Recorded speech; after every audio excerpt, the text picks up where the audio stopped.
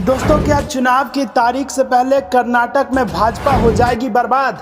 क्या एक के बाद एक बड़े नेता के इस्तीफे से भाजपा को होगा नुकसान? क्या कांग्रेस पार्टी और राहुल गांधी के नेतृत्व में कर्नाटक में बनेगी सरकार?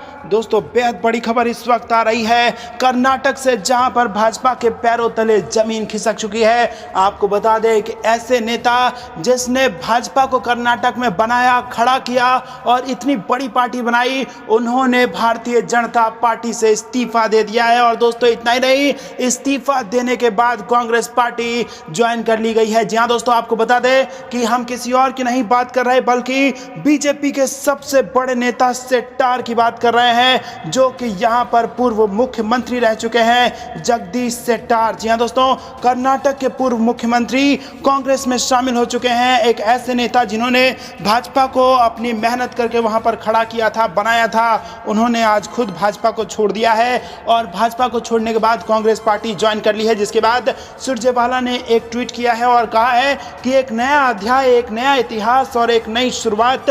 बीजेपी के पूर्व सीएम, पूर्व बीजेपी अध्यक्ष, पूर्व नेता प्रतिपक्ष, 6 बार के विधायक श्री जगदीश शेट्टार कांग्रेस परिवार में शामिल हो गए। दोस्तों, जहां एक तरफ कांग्रेस पार्टी के कार्यकर्ताओं में जबरदस्त खुशी है, तो दूसरी तरफ भाजपा में सन्नाटा है, क्योंकि ये वो नेता है जिसने बीजेपी को कर्नाटक में खड़ा किया था। और दोस्तों, आपको बता दें कि इन्होंने जो आरोप लगाए हैं, इन्होंने कहा है कि भारी मन से मैं उस पार्टी को छोड़ रहा हूं जिस पार्टी को मैंने खड़ा किया है। और इसके बाद जो एक बड़ा आरोप लगाया, उसने सबकी आंखें खोल दी हैं। जी हां दोस्तों, इन्होंने कहा है कि मुझे जबरन सख्ती बरतने के लिए इस पार्टी में सिखाया जाता था। मैं ऐसा व्यक्ति नहीं हूं, मैं बहुत साफ दिल का, सॉफ्ट हार्टेड इंसान हूं, लेकिन इस पार्टी में मुझे सख्ती से बरतने के लिए यहां पर सिखाया जाता था। तो दोस्तों, आपको याद होगा राहुल गांधी ने कहा था कि मैं नफरत की बाजार में प्यार बेचने आया हूं। और दोस्तों, उन्होंने कहा था कि भारतीय जनता पार्टी नफरत बेचती है। कहीं ना कहीं उस पर भी ये मोहर लगाते नजर आए जगदीश शेट्टार, और इससे कांग्रेस पार्टी को जबरदस्त मजबूती मिली है।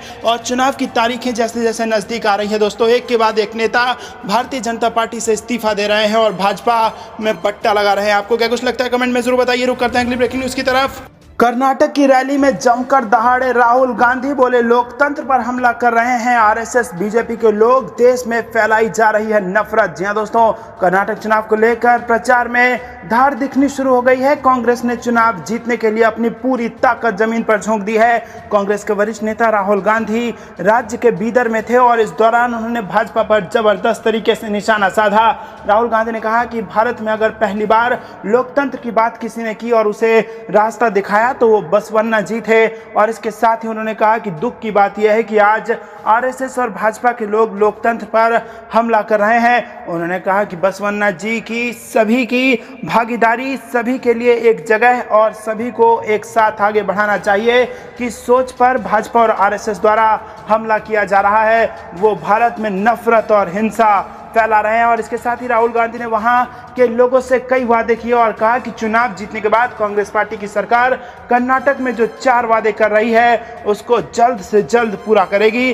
भाजपा पर अपना हमला जारी रखते हुए कांग्रेस नेता ने कहा कि आपने कर्नाटक में भाजपा को आप अच्छी तरह से जानते हैं और 40% कमीशन सरकार का नारा मैंने नहीं गढ़ा, ये आप लोगों ने ही दिया था। कर्नाटक के लोगों ने 40% कमीशन सरकार गढ़ा था। लेकिन बीजेपी पर बोलने से पहले मैं आपको बताना चाहता हूं कि चुनाव जीतने के बाद कर्नाटक में कांग्रेस सरकार क्या करेगी। गांधी ने रविवार को कोलार में जय भारत रैली को संबोधित किया था और राहुल गांधी ने 2019 के लोकसभा चुनाव के लिए प्रचार के दौरान कोलार में ही मोदी उपनाम को लेकर विवादित बयान दिया था, जिसके लिए उन्हें आपराधिक मानहानि का दोषी पाया गया और उनको सदस्यता उनकी चली गई। उसके बाद फिर से वो वहीं दहाड़े हैं और सीधा बीजेपी आरएसएस पर हमला किया है राहुल गांधी ने और कहा है कि बसवन्ना ने, जिन्होंने लोकतंत्र की सबसे पहले नींव रखी, उनकी सोच के खिलाफ काम करती है भाजपा और आरएसएस। दोस्तों, आपको क्या कुछ लगता है, कमेंट में जरूर बताइए। वीडियो लाइक करना मत भूलेगा और चैनल सब्सक्राइब करना मत भूलेगा। दोस्तों, रुक करते हैं अगली ब्रेकिंग न्यूज की तरफ। दोस्तों, सीबीआई की अरविंद केजरीवाल से पूछताछ के बाद अरविंद केजरीवाल ने किया प्रेस कॉन्फ्रेंस और सीबीआई को सभी जवाब देने का किया दावा और साथ ही साथ बीजेपी का जो आरोप है शराब घोटाले का, उसे फर्जी बताया है। और क्या कुछ कहा है जरा इस वीडियो में देखिए और वीडियो लाइक करना मत भूलिए। दोस्तों, देखिए इस वीडियो को। आज सीबीआई ने मुझे बुलाया था सुबह 11 बजे और 11 बजे से 8:30 बजे तक लगभग उन्होंने पूछताछ की, 9.5 घंटे। सबसे पहले मैं सीबीआई के सभी ऑफिसर्स का शुक्रिया अदा करना चाहता हूं। उन्होंने बहुत ही अच्छे माहौल में, सौहार्दपूर्ण माहौल में, पूरी इज्जत के साथ उन्होंने अपने प्रश्न पूछे। तो उनकी जो भी कर्टसीज हैं, हॉस्पिटैलिटी है, उसके लिए मैं उनका शुक्रिया अदा करना चाहता हूं। जितने प्रश्न उन्होंने पूछे उन सब के मैंने जवाब दिए। जैसा मैंने सुबह भी बोला था कि हमारे पास कुछ छुपाने को नहीं है, और ये पूरा का पूरा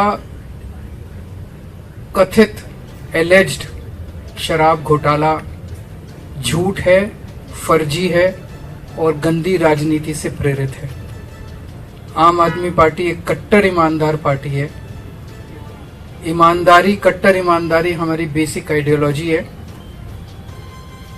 और किसी भी हालत में हम मर जाएंगे, मिट जाएंगे, लेकिन अपनी ईमानदारी के साथ कभी कॉम्प्रोमाइज नहीं करेंगे। और यही कारण है कि वो जबरदस्ती हमारे ऊपर कीचड़ फेंकना चाहते हैं।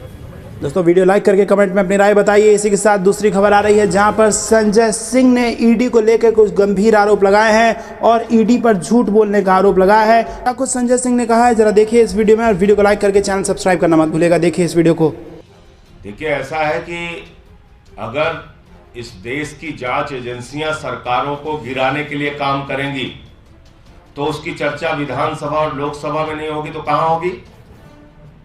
अगर इस देश की जांच एजेंसियां नरेंद्र मोदी जी के इशारे पर जांच करेंगी तो आप मुझे बताइए कि उस पर चर्चा अगर विधानसभा में, सदन में और राज्यसभा लोकसभा में नहीं होगा तो कहां होगा?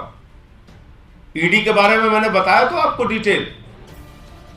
ईडी ने कहा 14 फोन मनीष सिसोदिया ने तोड़ दिए, डिस्ट्रॉय कर दिए, और उसी के आधार पर माननीय न्यायालय ने मनीष सिसोदिया की जमानत याचिका रद्द कर दी।